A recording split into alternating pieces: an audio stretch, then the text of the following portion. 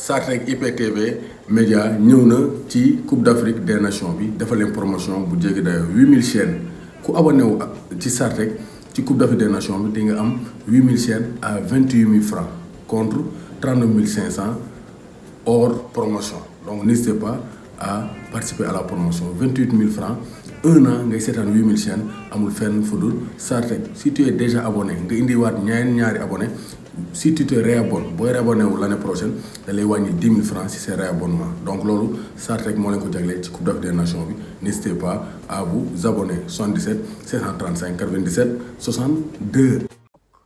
Bonjour à toutes et à tous, bonjour à tous les suiveurs et à tous les inconditionnels de Grégoire Omnisport doomu Gaye Ndiaye warul tiit warul ragal. Le slogan c'est coupe la ñu bëgg Sénégal coupe la ñu bëgg ceejeew rës ceejeew. Mais tey avant ñu démarrer émission bi, je vous laisse admirer le stade, vraiment joli, vraiment une merveille, un bijou, le stade de Diamniadio du Sénégal. Je vous laisse admirer ce très beau stade.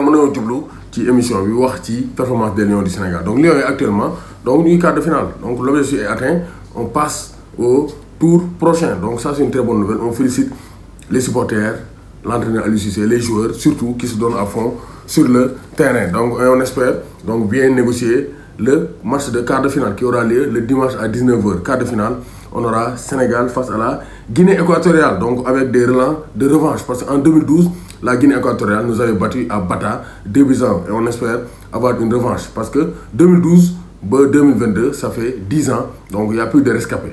amul benn joueur boo xam ne participé woon na ci match boobu.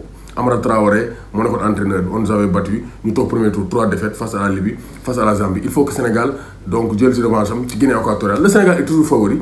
Guinée équatoriale face au Mali. Le Mali n'a pas su concrétiser sa domination, ils ont été punis. Égypte, Côte d'Ivoire aussi, l'Égypte passe au tir au but.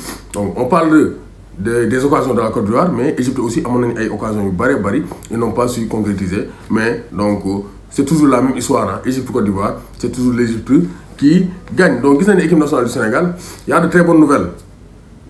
Ismaïla Sarr, retour rassurant. Donc d'après les informations donc des correspondants au Cameroun, donc Ismaïla Sarr donc ne s'est point retenu. Donc newu fi di layam-layami, il s'est donné à fond pour revenir en forme. Donc sur la touche depuis 2 mois, Ismaïla Sarr a pris part donc hier donc à la séance d'entraînement. Une bonne nouvelle pour Aliou Cissé qui pourra éventuellement compter sur Ismaïla Sarr. Te gis nañ ne il est revenu en forme.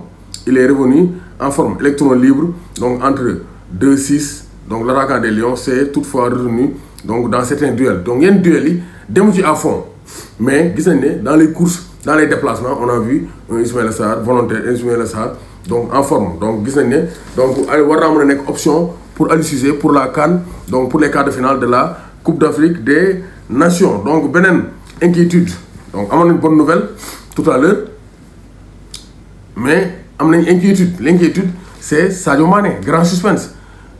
Sadio Mané, est-ce que dina jouer? C'est ça la grosse question.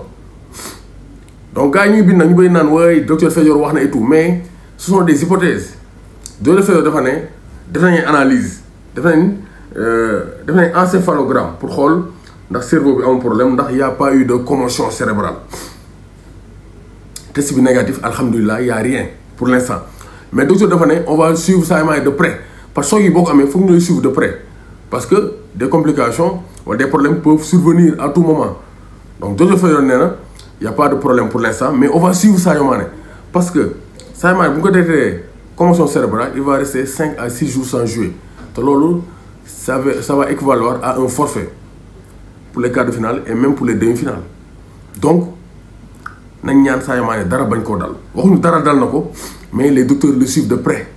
Donc nañ ñaan yàlla dara bañ koo dal, bu ko ponto jam bu ko paaka laal lañ set aram na ko, parce que Sadio Mané c'est notre meilleur joueur et je n'imagine pas Sadio Mané doo rater un match durant cette CAN, parce que mooy suñu talisman. Sadio Mané mooy suñu talisman donc mu ne donc mais cela nécessite un suivi rapproché, le mettre au repos ñu dalal ñu noppal ko ba pare suivre ko de très près. Donc loolu sur le plan radiologique tout est normal neen amul benn problème loolu la docteur Abdourahmane Fedior wax. Donc dans une vidéo postée sur la page YouTube de la Fédération sénégalaise de football, donc Sadio n'a pas pris part donc à la séance d'entraînement d'hier. Donc c'est normal parce que foog mu bàyyi ko mu dallu boobu mu mën a reprendre ses esprits. Donc Ballo Touré moom touché aux adducteurs lors de l'une de ses rares accélérations ba mu duggee à la place de Saliou Ciss face au Malawi.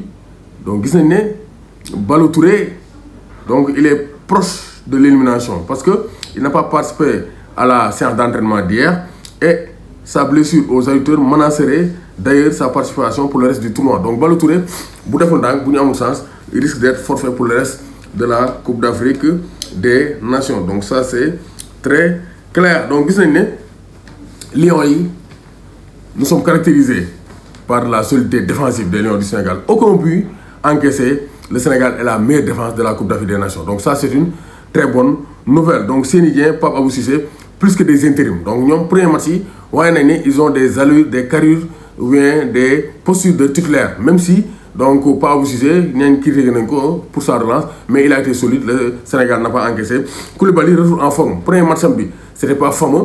Mais deuxième match bi il s'est bien imposé face au Cap-Vert. Il a montré qu'il est le patron de la défense. Abdou Diallo, joueur le plus utilisé. Moom il est là, il est très bon dans les relances. Et je pense que rien à dire en défense bi comme encaissé wuñ on peut dire que on a une très bonne défense. Donc man maa ngi doon tiit l'association Koulibaly Abdou Diallo mais on voit que y a pas eu de problème, zéro problème, no stress, rien à signaler. Pour l'instant ça roule. Donc 14 des 20 derniers buts marqués en seconde période. Donc Sénégal, équipe la plus efficace au retour des vestiaires. Donc nous ne sommes pas bons au début du match mais deuxième mi-temps la ñu yeewu. Maintenant loolu dañ ko war a rectifier di teel a dugal parce que bu ñu amee équipe boo xam ne njëkk nañoo dugal le Sénégal peut avoir des problèmes. Donc ça c'est très clair. Donc Claude Leroy nee na les Sénégalais ont montré donc au début du match qu'ils ont un gros potentiel. mooy li ñu def face au Cap-Vert les 20 premières minutes c'est le très haut niveau. loolu la ñu war a maintenir pour mën a dominer suñu équipe yi gagner leen donc ren di jéggi parce que comme ni ma ko wax waruñu leen baal parce que suñu leen baalee dañ koy defaat ñaafal donc gagner rek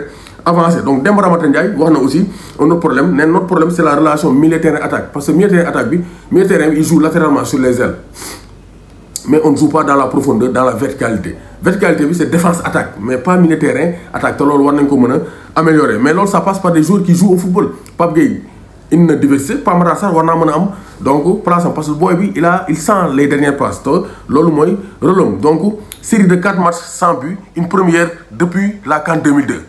CAN 2002 lañ ko defoon ñu dem ba finale.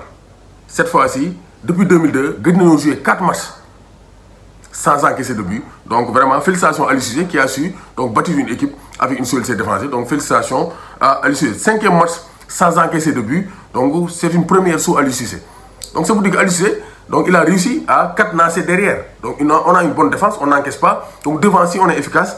Donc vraiment le Sénégal peut aller le plus loin possible durant cette compétition. Donc Salah envoie donc vraiment l'Égypte en quart, la Côte d'Ivoire à terre comme toujours face à l'Égypte. 2023 nañ préparé pour mën a jël seen revanche loolu la ñu indiloon. Donc Gambie 0 cas de Covid. Test yi génn na la Gambie à 0 cas de Covid. Donc ils seront au complet face au Cameroun. Ñu ngi doon ragal ñu am ay cas de Covid mais Gambie 0 cas de Covid. Ils seront au complet face aux Lions indomptables du Cameroun. doomu Gaynde Njaay warul tiit warul ragal. Sadio Mané Bamba Dieng. Bonjour à toutes et à tous, bonjour à tous les suiveurs et à tous les inconditionnels de Grégoire Omnisport. doomu Gaynde Njaay warul tiit warul ragal. Donc may retour yaa ngi nii à Mondial Sport leader de l'équipementier au Sénégal. C'est à 10 000 francs. N'hésitez pas à commander. Donc écharpe 2500 maillot yaa ngi nii c'est à 10 000 francs. Blouson yi c'est à 20 000 francs. Donc n'hésitez pas à commander sur Mondial Sport.